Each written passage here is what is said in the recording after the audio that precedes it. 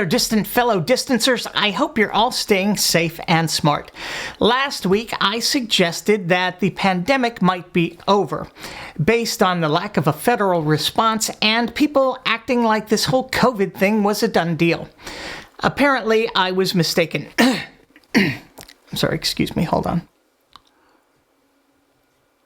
While some areas have seen drastic reductions in the number of cases, New York and Chicago in particular, other areas have seen the number of cases rise dramatically.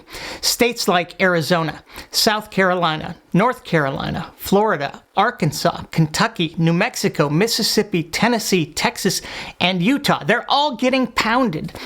And not in a good way. I think there's a lesson to be learned here. The Trump administration published guidelines in April suggesting that states and localities hit certain metrics before reopening.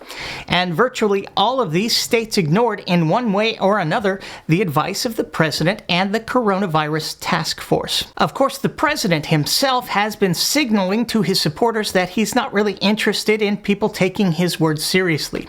He'll get up to the podium at a press conference and say one thing, but later suggest from his actions and additional comments that his previous comments were simply a response to public pressure and should be ignored. Yes, he condemned neo-Nazis and white supremacists, but has since done nothing but let his base know that he's okay with all of that.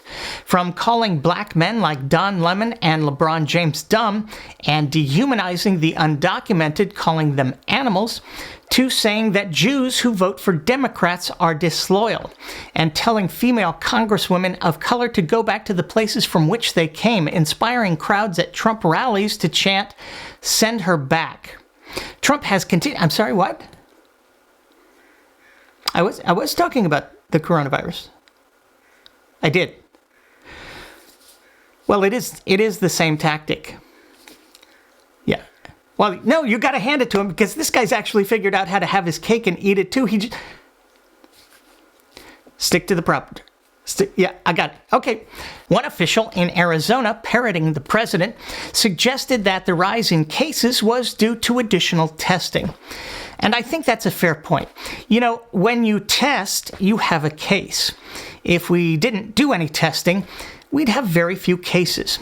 I do something very similar with my mail. When I see something in the mail that looks like a bill, I just don't open it. I think you'd be amazed by how much your monthly bills can be reduced by using this technique, which now has the imprimatur of the White House. It's almost magical. Finally, I have a brief announcement, and I'm very excited about this. Next Monday at 11 a.m. Pacific Daylight Time, I'll be doing my first live stream webinar. Not a lot of people know this, but I have been an activist and trainer for Antifa for the last 5 years, specializing in scanning for and blacking out electronic communications and surveillance devices. But my real expertise is in training protesters to fall harder than they've been pushed. I'll be covering all of these topics and afterwards holding another more intensive training seminar in bleeding from the ear, even when you haven't fallen hard enough to cause such bleeding. It's difficult, but not impossible.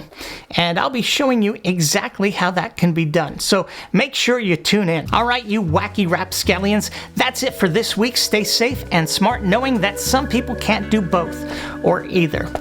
Thanks for watching. I'll see you soon.